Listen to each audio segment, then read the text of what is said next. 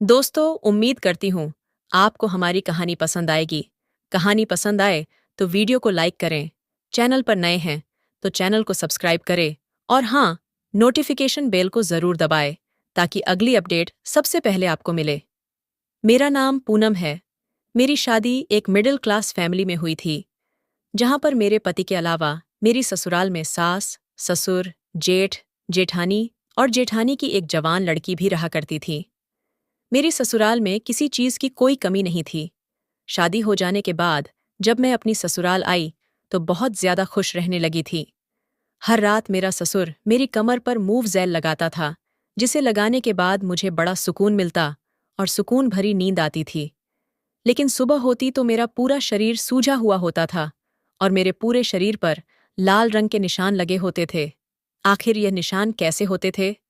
मुझे अपने ससुर पर शक हुआ और अगली रात मैंने मूव ज़ैल का ट्यूब बदल दिया। मूव ज़ैल की जगह मैंने दूसरा ट्यूब रख दिया और सोने का नाटक करने लगी।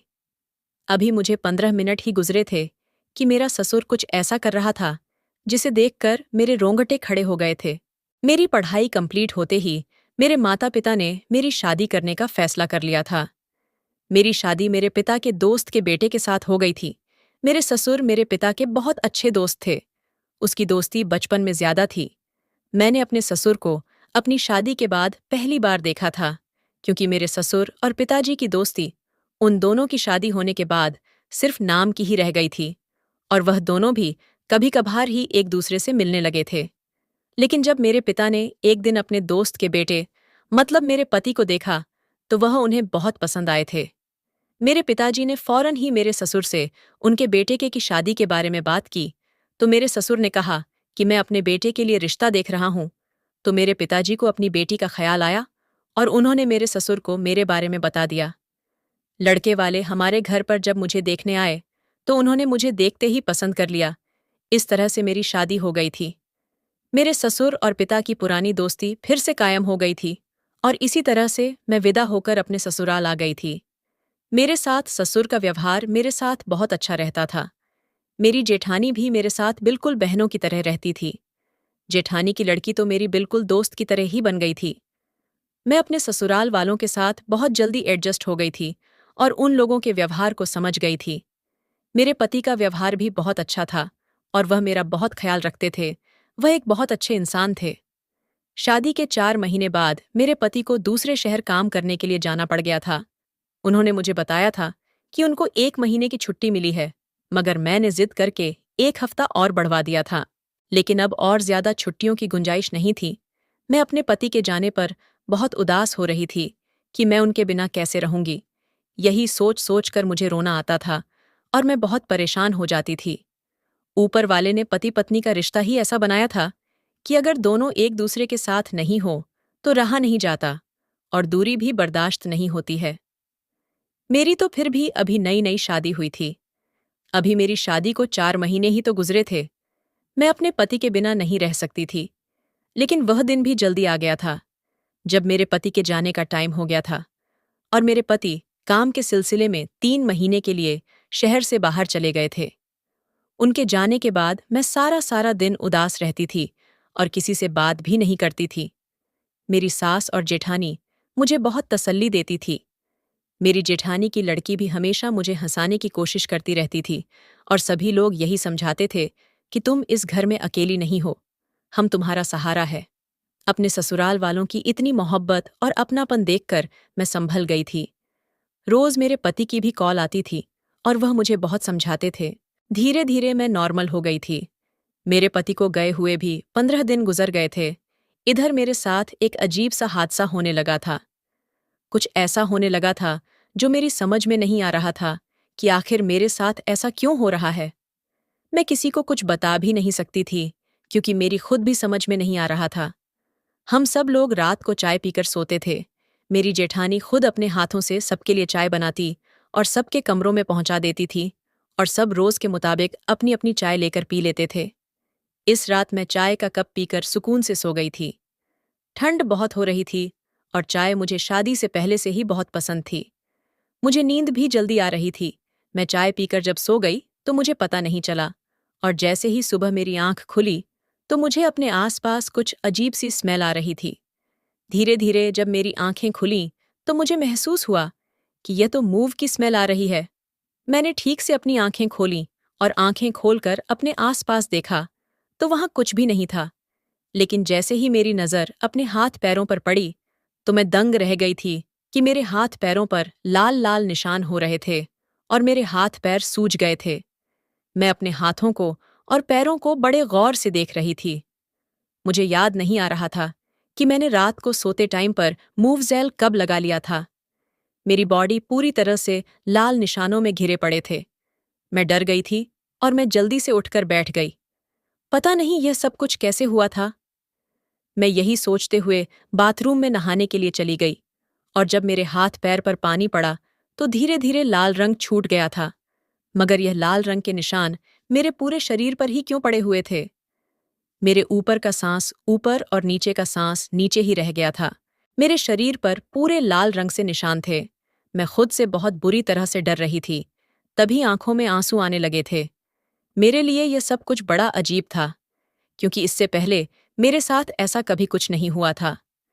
मेरी कुछ समझ नहीं आ रहा था कि मैं क्या करूं।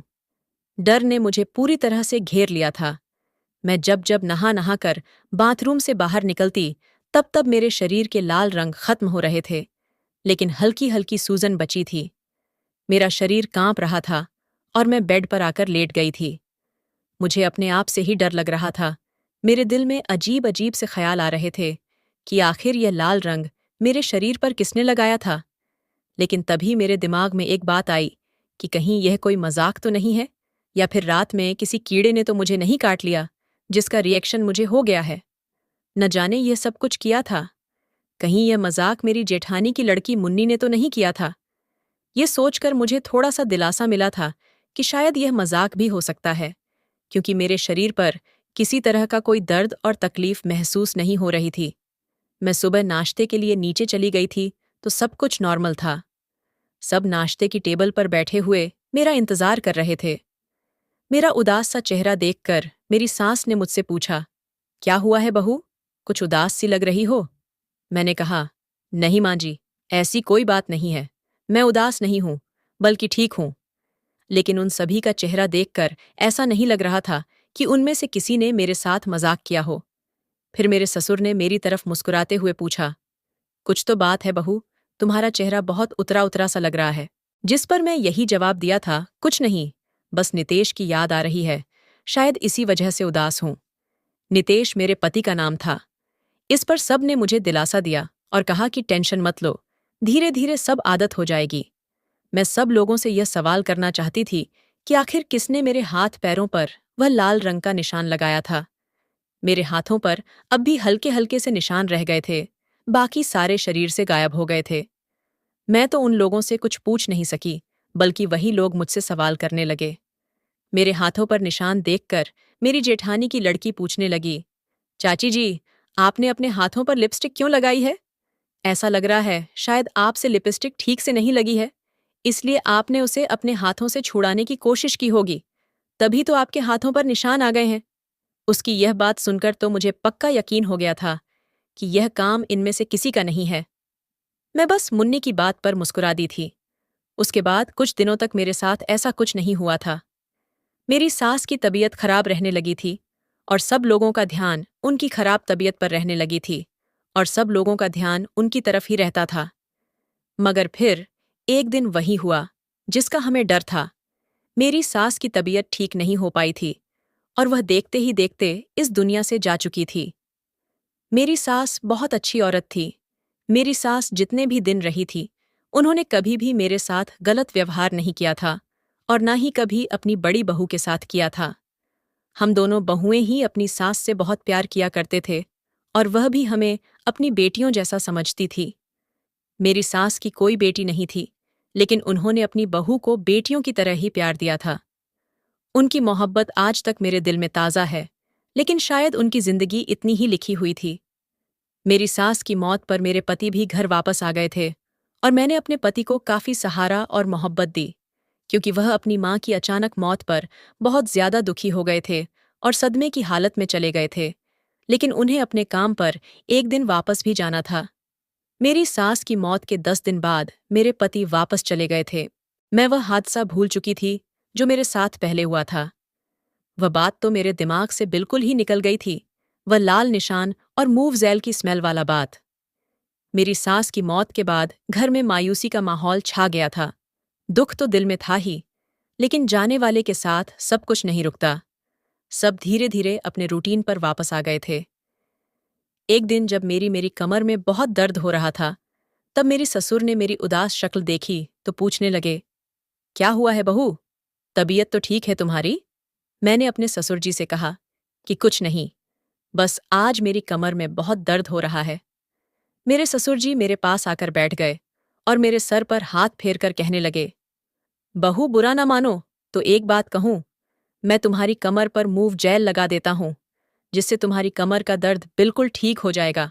अपने ससुर की यह बात सुनकर मुझे बहुत झिझक महसूस हो रही थी और मैं कहने लगी, नहीं, मैं खुद लगा लूंगी, आपको लगाने की जरूरत नहीं है। लेकिन वह हंसकर कहने लगे, इसमें बुरी बात क्या है? तुम भी तो इस घर का ही सदस्य हो। इतना तो मैं तुम्हारे लिए कर ही सकता हूं। तुम्हारी सास के भी कमर में बहुत दर्द रहता था, तो मैं उसकी कमर पर रोज मूव जेल लगाता था और अच्छे से कमर की मालिश भी कर दिया करता था। इससे कमर का दर्द चुटकियों में गायब हो जाता था। तुम्हारी सास जब जिंदा थी तो मेरी बहुत ज्यादा तारीफ किया करती थी। कहती थी, अगर किसी की कमर में दर्द हो तो वह आपके हाथ से मालिश करवा ले, उसकी कमर का दर्द तो चुटकियों में ही खत्म हो जाएगा। लेकिन तुम मुझे गैर समझ रही हो तो ठीक है, वो उदास होकर कह रहे थे। मेरा मकसद उनका दिल दुखाना नहीं था। आखिर मैं हिचकिचाते हुए मान गई थी। उस दिन घर के सब लोग मंदिर गए हुए थे, सिर्फ मेरे ससुर ही घर में मौजूद थे। कमर के दर्द की वजह से मैं मंदिर नहीं जा पाई थी। मैं लेट गई और मेरे ससुर जाकर अपने कमरे से मूव जेल लेकर आए और मेरी कमर पर लगाने लगे। वो अच्छे तरीके से मालिश कर रहे थे। मुझे बहुत अच्छा फील हो रहा था। जब मालिश हो गई तो वो मुस्कुराकर कहने लगे कि बताओ, अब कैसा लग रहा है? मैंने भी हंसकर जवाब दिया कि आप तो बहुत अच्छी मालिश करते हैं। मेरी कमर का दर्द तो बिल्कुल ठीक हो गया है। वो कहने लगे, अब देखो, मैं इसी मूव जेल से तुम्हारे पैरों की मालिश करता हूं। तुम्हारे पैरों को बहुत अच्छा महसूस होगा और तुम्हें बहुत आराम मिलेगा। इससे पहले मैं कुछ कह पाती, उन्होंने अपने हाथों से मेरे पैरों पर मालिश करना शुरू कर दिया। मैं हिचकते हुए खामोश हो गई थी। उस मूव जेल की खुशबू बहुत तेज थी। मेरे ससुर मालिश करके जा चुके थे और सब लोग भी मंदिर से घर आ गए थे। मुझे बहुत सुकून मिल गया था, इसलिए मैं अपने कमरे में जाकर लेट गई थी और मुझे बड़ी अजीब सी मदहोशी आ रही थी। इतना ज्यादा आराम और सुकून मिल रहा था कि मुझे नींद आ गई और मैं कब गहरी नींद में चली गई मुझे पता ही नहीं चला। मुझे बहुत अच्छी और सुकून भरी नींद आ रही थी। उस रात मैं बड़ी सुकून से सोई थी। आंखें तब खुलीं जब मुझे कमरे में किसी के होने का एहसास हुआ था। मैंने चाहा कि आंखें खोलूं, लेकिन नींद मुझ पर इस तरह से छाई हुई थी कि मैं अपनी आंखें खोलकर देख नहीं पा रही थी। लेकिन जब सुबह हुई तो फिर मैं बुरी तरह से डर गई थी। कई बार मैंने खुद को होश में लाने की कोशिश की, लेकिन फिर वही हुआ था जिसको देखकर मैं दोबारा से डर गई थी। मेरे हाथों और पैरों पर लाल रंग के निशान थे और मूव जेल की स्मेल तो इस तरह से आ रही थी कि जैसे मूव जेल की मालिश रात नहीं, बल्कि अभी थोड़ी देर पहले ही की गई हो। लेकिन मुझे अच्छी तरह से याद था कि मूव जेल की मालिश तो रात ही की गई थी। फिर कमरे में इतनी तेज स्माइल कैसे आ रही थी, मुझे याद आया। और जब मैंने बाथरूम में जाकर अपना पूरा शरीर चेक किया तो मेरे पूरे शरीर पर लाल रंग के निशान पड़े हुए थे। एक बार फिर से मेरे साथ वही हादसा हुआ था और मैं रोने लगी थी। मैंने उन लाल रंग के निशान को छुड़ाने के लिए अपने पूरे शरीर पर पानी डाल लिया था और नहाने लग गई थी। मैं बुरी तरह से डर गई थी कि ऐसा कैसे हो सकता है। आखिर ये लाल रंग के निशान मेरे हाथ पैर और पूरे शरीर पर कैसे आ जाते हैं? ये निशान कौन लगाता है जिसका मुझे महसूस भी नहीं होता? मेरे दिमाग में अजीब अजीब तरह के ख्याल आ रहे थे कि शायद यह किसी और का काम है जो यह सब कुछ मेरे साथ हो रहा है। मुझे वैसे भी बहुत डर लगता था। मैं शुरू से ही डरपोक रही थी।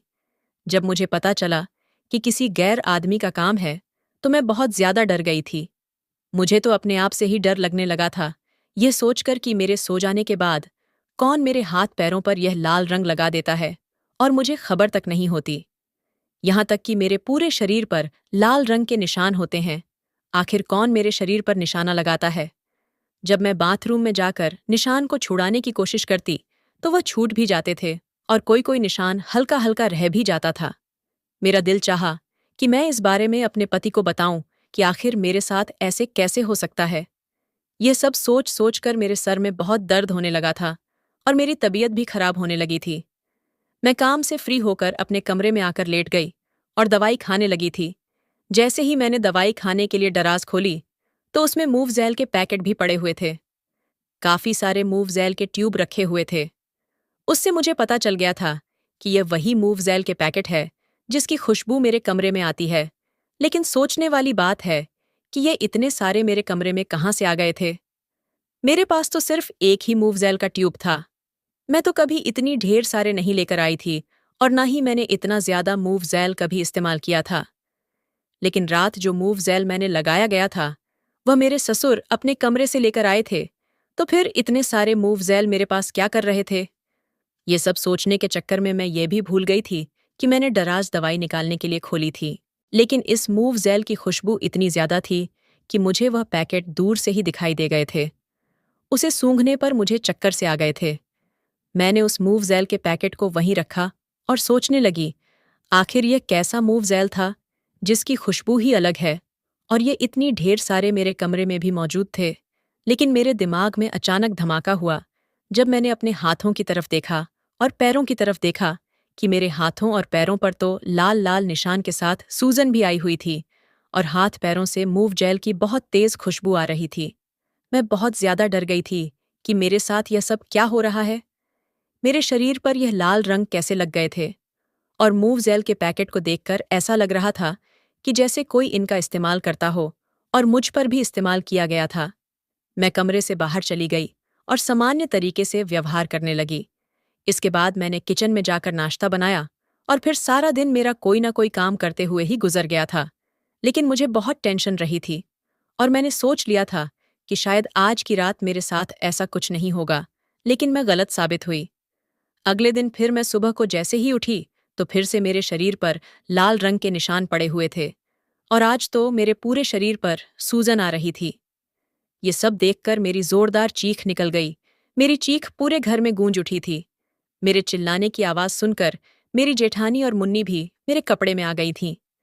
मेरे शरीर पर इस तरह के लाल रंग के निशान देखकर और सूजन देखकर वह हैरान होकर रह गई थी और बड़े गौर से मुझे देखने लगी। मेरी जेठानी कहने लगी, तुम्हें क्या हुआ है? ये लाल लाल निशान कैसे लगे हुए हैं? मुझे कुछ समझ में नहीं आ रहा था कि क्या करूं। मैंने हिम्मत करके उन्हें बताना शुरू किया कि यह सब कैसे हुआ है और कितने दिनों से हो रहा है। मेरी जेठानी और मुन्नी मुझे बड़े गौर से देख रही थीं और घूर रही थीं। फिर मेरी जेठानी कहने लगी, तुमने रात को कुछ खा लिया होगा जिसकी वजह से तुम्हारा शरीर सूज गया है और यह तो लिपस्टिक के निशान है। शायद तुमने ही अपने शरीर पर लगाए होंगे और धोए बिना ही सो गई होगी।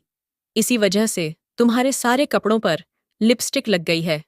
ये बातें सुनकर मैं और भी ज्यादा रोने लगी और सोच में पड़ गई कि इन लोगों को कैसे यकीन दिलाऊं कि मैंने ऐसा कुछ नहीं किया है। फिर थोड़ी देर के बाद मैं कहने लगी, मेरे कमरे में कोई आता है जिसने ऐसा किया है। मेरी यह बात सुनकर दोनों माँ बेटी एक दूसरे की तरफ देखने लगी थीं और कहने लगी कि यहाँ पर कोई नहीं आ सकता। घर में जितने भी लोग हैं सब अपने काम से काम रखते हैं, तुम्हें गलतफहमी हुई है। इतना कहकर उन्होंने मुझे नहाने के लिए कह दिया और मेरे हाथ पैर भी साफ कर दिए और कहा कि नाश्ता करने के लिए आ जाओ, उसके बाद बात करेंगे। मैं नहा धोकर फ्रेश हो गई थी और अपने कपड़े भी चेंज कर लिए थे और अपने रूम की सफाई लगाने के बाद मैं बाहर आ गई थी। लेकिन मेरे ससुर मुझसे देखकर परेशान हो गए थे। उन्होंने मुझसे पूछा, क्या हुआ है बहू? तुम परेशान लग रही हो? जो हुआ था मैंने उन्हें सब कुछ बता दिया। यह सुनकर वह खामोश हो गए थे और कहने लगे, चलो परेशान मत हो, नाश्ता कर लो। नाश्ता करने के बाद मेरे ससुर मेरे पास आकर बैठ गए और कहने लगे, तुम फिक्र मत करो, मैं तुम्हारे साथ हूं, मैं तुम्हें कुछ नहीं होने दूंगा। उनकी यह बातें सुनकर मुझे दिलासा मिला था और उसके बाद मेरी जेठानी मेरे पास आई और कहने लगी, तुम डरो मत, हमारे घर में ऐसा कुछ नहीं है, तुम बेवजह ही परेशान हो रही हो। मेरी शादी को 18 साल हो गए हैं, मैंने आज तक यहाँ पर कुछ भी ऐसा महसूस नहीं किया, और ना ही जैसा तुम्हारे साथ हो रहा है ऐसा कभी मेरे साथ हुआ है। बल्कि हमारी सास के साथ भी ऐसा कुछ नहीं हुआ। तो फिर भला तुम्हारे साथ ऐसे कैसे हो सकता है कि कोई तुम्हारे कमरे में आए और तुम्हें कुछ पता ही न चले? ऐसा नहीं हो सकता। तुम खुद ही लिपस्टिक लगाती होगी, और शायद वह लिपस्टिक तुम्हारे हाथ से फैल जाती होगी। इस वजह से तुम्हें पता नहीं चलता होगा। तुम ही भूल गई होगी और तुम्हें नींद आ जाती होगी। यह सिर्फ तुम्हारा वहम है और कुछ नहीं। अपनी जेठानी की बातें सुनकर मैं उनकी तरफ देखा और कहा कि आप कैसे कह सकती हो कि ये मेरा वहम हो सकता है, और मैं इतनी बड़ी बात कैसे भूल सकती हूँ? उसके बाद मेरी जेठानी मुझे समझाने की कोशिश करने लगी, लेकिन मैं कैसे मान सकती थी, क्योंकि जो मेरे साथ हुआ था वह बड़ी ही अजीब सी बात थी। लेकिन मैं अब अच्छी तरह से जान चुकी थी कि अब जो करना होगा वह मुझे खुद को ही करना होगा। यह लोग मेरी बात को कभी नहीं समझ सकते। आखिरकार मुझे इनकी बातों में हाँ मिलानी होगी। मैं रोज की तरह अपने कामों में बिजी हो गई थी। अगले दिन मैं सुबह उठी तो फिर से वही सब मेरे साथ हुआ था जो होता आ रहा था। मेरे शरीर पर लाल निशान मौजूद थे और मेरे कमरे से बहुत तेज मूव जेल की खुशबू आ रही थी। मगर आज मुझे हैरानी नहीं हुई थी, बल्कि मुझे बहुत गुस्सा आ रहा था। अब मुझे किसी भी हाल में इस सच्चाई का पता लगाकर ही रहना था कि आखिर मेरे साथ ऐसा क्यों हो रहा है, और यह सब कुछ कौन कर रहा है। कौन है इस हरकत के पीछे जो मुझे बार बार परेशान करता है? मैंने कुछ सोचा और दराज खोला, जहां पर अब तक वह मूव जेल के पैकेट मौजूद थे। मेरे दिमाग में एक बात आई थी कि यह मूव जेल वही तो नहीं है जिसकी वजह से मुझे बेहोश होकर नींद आ जाती है। इस मूव जेल में कुछ तो गड़बड़ है। मैं कुछ सोच समझ ही नहीं सकती थी, मगर अब राज खुलने वाला था। मैंने जल्दी से 2 पैकेट मूव जेल के मंगवाए, और जो पैकेट मेरे पास रखे हुए थे उनसे मैच करके देखा। दोनों में काफी अंतर आ रहा था। मार्केट से मंगाया हुआ मूव जेल कुछ और था, और जो मेरे रूम में रखा हुआ था वह कुछ और था। फिलहाल मैंने जो मूव जेल के पैकेट मेरे दराज में रखे हुए थे वह वहां से हटा दिए, और जो मैंने मार्केट से मंगाए थे वह दराज में रख दिए। न जाने ये अजीबोगरीब हरकत कौन कर रहा था। मुझे यह सब जानना था। जैसे जैसे रात करीब आ रही थी, सच्चाई जानने का इंटरेस्ट मुझ में और भी ज्यादा बढ़ता जा रहा था। आखिर रात हुई, सब लोगों ने एक साथ मिलकर खाना खाया और सब अपने अपने कमरों में सोने के लिए चले गए थे। मैं जैसे ही कमरे में गई तो मैं जानबूझकर सोने का नाटक करने लगी थी, क्योंकि आज मुझे हर हाल में उस इंसान का पता लगाना था जो मेरे साथ ऐसा कर रहा था। आज की रात मुझे सोना नहीं था, बल्कि जाग कर सारी सच्चाई का पता लगाना था। रात के 12 बज चुके थे। तभी अचानक मेरे कमरे का दरवाज़ा खुला और मेरे ससुर मेरे कमरे में आए, और मैं चुपके से आंखें खोलकर सब कुछ देख रही थी। मेरे ससुर जब अंदर आए तो उनके हाथ में एक थैला था। उनका इतनी अजीब तरीके से कमरे में आना मुझे बड़ा ही अजीब लग रहा था। आखिर इस टाइम उनको इस कमरे में क्या काम हो सकता है, और वह किस मकसद से मेरे कमरे में आए थे? लेकिन तभी मुझे एक आदमी के बोलने की आवाज़ आने लगी। मेरे ससुर के साथ कोई दूसरा इंसान भी मौजूद था। मैंने किसी तरीके से आंख खोलकर देखना चाहा, तो मेरे ससुर के अलावा एक आदमी भी कमरे में उनके साथ आया था, जिसका हुलिया बहुत ही अजीबोगरीब सा था। ये तो कोई जादू टोना करने वाला तांत्रिक बाबा लग रहा था। मुझे अपने कमरे में उन दोनों को इस तरह से देखकर बहुत डर लग रहा था, लेकिन मैं खुद पर कंट्रोल कर रही थी। मेरे दिमाग में अजीब अजीब तरह के ख्याल आने लगे थे। तभी वह आदमी मेरे सामने आकर बैठ गया था। मैंने अपनी नकल को जारी रखा था और बिल्कुल ऐसे नकल कर रही थी जैसे मैं बहुत गहरी नींद में सो रही हूं। मेरी आंखें बंद थीं, और उसने मेरे ससुर से कुछ कहा, और ससुर उसकी बात को मानते हुए मेरे बराबर में आकर बैठ गए और मूव जेल निकालकर मेरे पैरों पर लगाने लगे थे।